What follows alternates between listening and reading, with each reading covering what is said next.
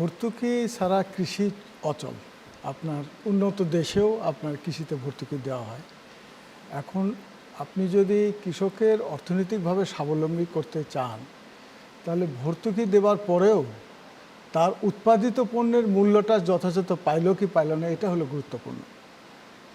আমরা যে কৃষি ব্যবস্থাপনায় আছি, সেখানে ভর্তুকি দেয়া না দেওয়ার চেয়ে যে মূল যে জায়গাটা কৃষির উন্নয়নের যে জায়গা, সেটা আমরা করতে পারছি কি পারিনি, সেটা গুরুত্বপূর্ণ। সেটা হলো কি, যে কৃষির ভবিষ্যৎ হলো কৃষিভিত্তিক শিল্পায়ন করা এবং কৃষি প্রক্রিয়াজাতকরণ। এটা না থাকার কারণে মধ্যস্বত্বভোগীর কাছে কৃষক নতজানু হয়ে গেছে। আপনি যদি কৃষকের উৎপাদিত পণ্যের বিকল্প বাজার সৃষ্টি করতে না পারে, শিল্পের কাঁচামাল বাজার কোথায় তৈরি হবে? একটা হলো আন্তর্জাতিক বাজারে। আমার উৎপাদনের সাথে তো কনজামশন মিল থাকছে না। যখন আলুর উৎপাদন বেশি হচ্ছে, কৃষক তার মূল্য পাচ্ছে না।